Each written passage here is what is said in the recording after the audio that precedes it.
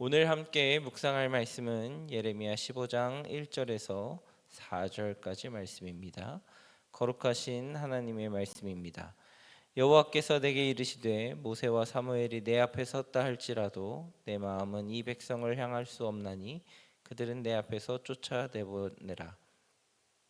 그들이 만일 내게 말하기를 우리가 어디로 나아가리요 하거든 너는 그들에게 이르기를 여호와께서 이와 같이 말씀하시니라. 죽을 자는 죽음으로 나아가고 칼을 받을 자는 칼로 나아가고 기근을 당할 자는 기근으로 나아가고 포로될 자는 포로됨으로 나아갈지니라 하셨다 하라. 여호와의 말씀이니라.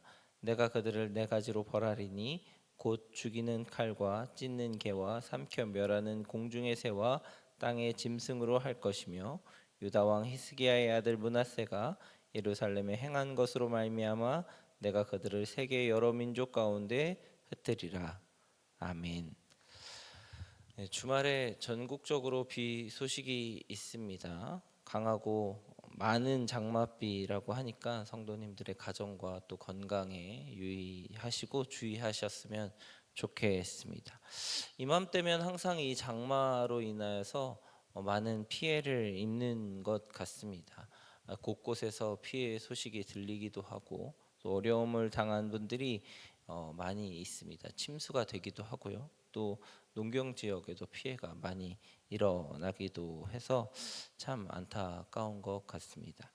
얼마 전에 태풍이 지나갔죠. 중국과 대만 쪽으로 지나갔는데 최소 40명이 숨지고 240만 명의 수재민이 발생했다고 합니다. 재앙이 참 어려운 것 같아요. 어저께는 뉴스를 보니까 캐나다에 화재 소식이 있더라고요. 그래서 850여 건의 산불이 동시에 일어났고요. 그 중에서 110건 이상이 통제 불능 상태라고 합니다. 그래서 뉴스에서 이제 화면 보여주는데 도시 전체가 주황색깔로 공기 자체가 일어나서 고층 빌딩의 높은 곳은 보이지 않을 정도로 뿌옇게 됐다고 합니다. 대기 오염도 굉장히 심각해서 이 상태로 지속되면은 이제 노약자와 어린이들은 호흡기나 이런 것에서 오는 질병으로 인하여서 더 어려움을 겪을 거라고 해요. 캐나다를 위해서도 또 중국과 대만을 위해서도 피해 입은 분들을 위해서도 중보해야 되지 않나 하는 생각이 듭니다. 그런데 이런 재난이나 재앙을 이렇게 뉴스를 통해서 보게 되고 또 우리가 중보해 보면은 실질적으로 이런 문제들이 발생했을 때 그것들을 이겨내고 어려움을 버텨내는 것도 굉장히 힘든 일이지만 이분들에게 더 힘든 건 이 이후의 삶에 대한 희망이 꺾일 때 삶의 터전이 완전히 없어져서 어떻게 다시 일어설 수 있을까? 어떻게 다시 회복할 수 있을까라는 것에 대한 희망이 없을 때에 삶이 더 무너지고 더 어려움을 겪는 것 아닌가 하는 생각이 듭니다. 이들에게는 어떤 희망이 있을까요? 오늘 본문 말씀에 하나님께서 이스라엘 백성에게 선포되어지는 말씀은 참 무서운 말씀입니다. 이스라엘 백성은 하나님이 수차례 경고하셨고 또 돌아오라고 말씀하셨음에도 불구하고 자신의 삶을 바꾸지 않았습니다. 그러자 하나님께서 심판하셔서 국가적인 위기가 찾아왔어요. 실제로 오늘 선포된 말씀과 이 선포된 말씀이 실행되는 차이가 한 20년 정도라고 해요. 그래서 바벨론이 침공을 한 것입니다. 예루살렘에 바벨론이 침공하였을 때 백성들이 그러면 우리가 어떻게 할 수가 있을까요? 어떻게 나아갈까요? 라고 물어보게 된다는 거예요. 하나님께서 그렇게 물어보는 사람들에게 좀 하나님이 희망이고 예루살렘은 하나님이 보호하시니까 문제가 해결될 것이죠 라고 기대하는 사람들에게 아주 무서운 심판으로 다시 한번 징계하시는 것이 오늘 본문 말씀의 이야기입니다. 예루살렘을 바벨론이 처음에 침공했을 때 그들의 전략이 18개월 동안 성을 포위하는 것이었습니다. 그러니까 계속 성을 포위하고 고립시켜서 그 안에 있는 사람들이 제대로 음식이나 물을 공급받지 못하게 하는 것이었습니다. 그래서 그것이 18개월 동안 지속됐고 결국엔 그 성이 무너졌는데, 고립된 성 안에서 기근으로 굶어 죽고 있을 때의 예레미야 애가에서는 이렇게 이 상황을 표현하고 있습니다. 자비로운 부녀들이 자기 손으로 자기 자녀를 삶아 먹었도다. 그러니까 얼마나 기근이 심하고 버티기 어려우면 자기 가족들 또 연약한 자들을 이제 삶아 먹었다는 표현들을 하고 있는 거죠. 굶주림 뒤에는 반드시 질병이 찾아온다고 합니다. 그래서 전염병이 돌기 시작했고 결국에는 예루살렘의 수비대가 무너졌고 바벨론의 군사들이 성 안으로 들어와서 칼로 도륙하는 심판을 겪게 된다고 하는 것입니다. 그러니까 오늘 말씀하신 2절 말씀에 있는 칼, 기근 이런 일들이 발생하고 실제로 일어났다고 하는 거죠. 그런데 이렇게 예루살렘이 완전히 무너지고 굶어 죽고 칼에 맞아 죽고 병들어 죽고 하는 이 일에서 역설적이게도 이 상황에 가장 잔혹한 심판은 병들어 죽지 않고 굶어 죽지 않고 칼에 맞아 죽지 않은 사람들이라고 합니다. 그러니까 죽으면 그런 모든 상황이 벗어나는 거지만 그 모든 상황을 다 이겨내고 겪었음에도 불구하고 여전히 상황은 나아지지 않고 바벨론의 포로가 되어서 평생을 포로로 가게 된 사람들의 고통은 더 이루 말할 수 없다고 하는 것이죠. 그리고 그들은 희망이 꺾인 사람들이었습니다. 유다의 마지막 왕이었던 시드기야는 도망치다가 잡혀서 자신의 눈앞에서 아들들이 살해당하는 것을 직접 눈으로 보고 왔습니다. 그리고 그 이후에는 두 눈이 뽑혀서 사슬에 매여서 끌려갔고 포로에 된 이후에 죽을 때까지 감옥에 갇혀서 살다가 죽었다고 합니다. 자신의 인생에서 마지막으로 본 것이 자녀들의 죽음을 본 것이고 나라가 망하는 것을 본 것이었습니다.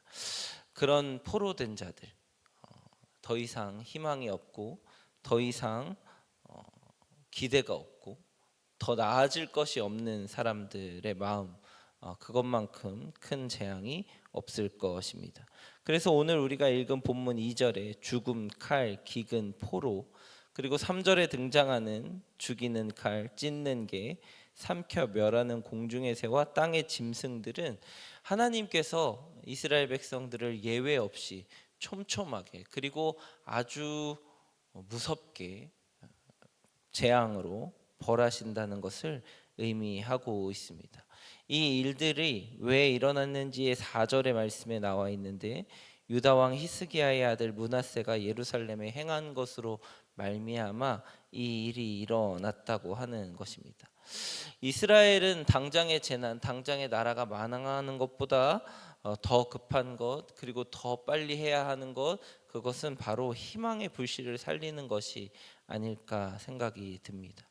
하나님께서 므낫세의 죄, 그러니까 히스기야의 역대 선한 왕 다음으로 그 아들이 죄를 범한 것에 이 비교를 통하여서 대비를 통하여서 얼마나 하나님을 떠났고 얼마나 우상을 숭배하여서 하나님을 실망시켰고 또 하나님과 멀어졌는지에 대하여서 말씀하고 있는 것이죠.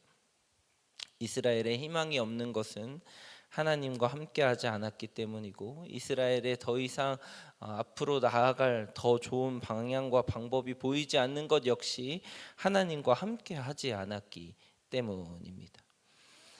재앙이 보이고 재난이 보이고 하나님의 심판과 멸하심이 보였음에도 불구하고 끝까지 하나님을 멀리한 사람들이 있었습니다.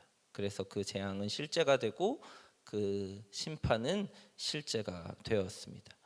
그런데 그 재난과 실제 그 재앙 속에 그리고 하나님의 심판 속에서도 다시 하나님을 찾으려는 사람들이 나타나기 시작하죠.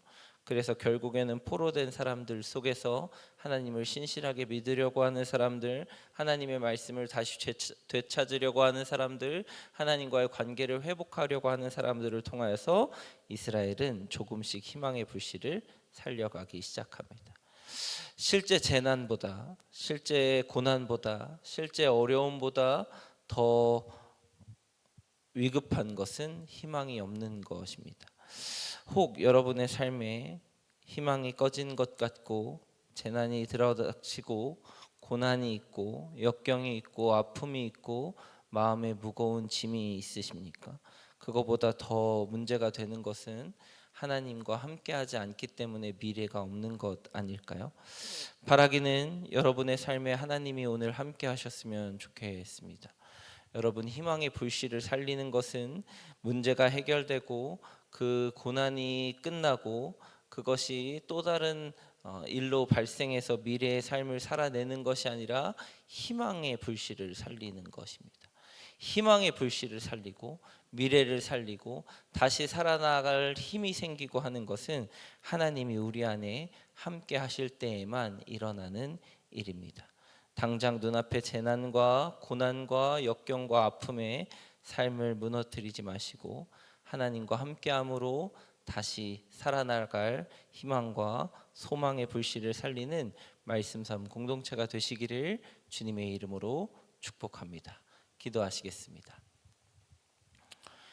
사랑이 많으신 하나님, 하나님은 늘 우리에게 경고하시고 다시 나에게 돌아오라고 말씀하심에도 불구하고 우리는 여전히 주님을 가까이 하지 못하고 자신의 뜻대로, 자신이 원하는 대로, 또 자신이 보기에 좋은 대로 우상을 숭배하며 살아갈 때가 많았음을 고백합니다. 이스라엘 백성들에게 하시는 오늘의 경고가 우리에게도 똑같이 적용되지 않기를 소망합니다. 하나님, 우리는 다시 주님을 찾고 다시 주님을 의지하고 다시 주님의 말씀을 따라 사는 삶을 통하여서 지금의 고난을 이겨내고 역경을 이겨내고 어려움과 아픔을 이겨내는 희망의 삶을 살아갈 수 있도록 도와주시옵소서. 예수님이라는 희망이 우리에게 있음을 감사드립니다. 하나님께 소망으로 희망으로 살아가는 말씀상 공동체가 되도록 오늘 하루를 붙잡아 주시고 함께 동행하여 주시고 인도하여 주시옵소서. 우리의 앞으로의 희망 되시고 다시 오셔서 우리를 구원하실 소망 되시는 예수님의 이름으로 기도드렸습니다. 아멘. 이 시간 다음과 같은 기도 제목으로 함께 기도하시겠습니다. 지금 들은 말씀이 내 삶으로 이어지게 하옵소서. 교회 리더십이 바뀌는 모든 과정을 축복하시고 우리 교회가 협력하여 선을 이루는 역사를 경험하게 하옵소서. 새로운 담임 목사님을 청빙하는 모든 과정을 주관하여 주옵소서.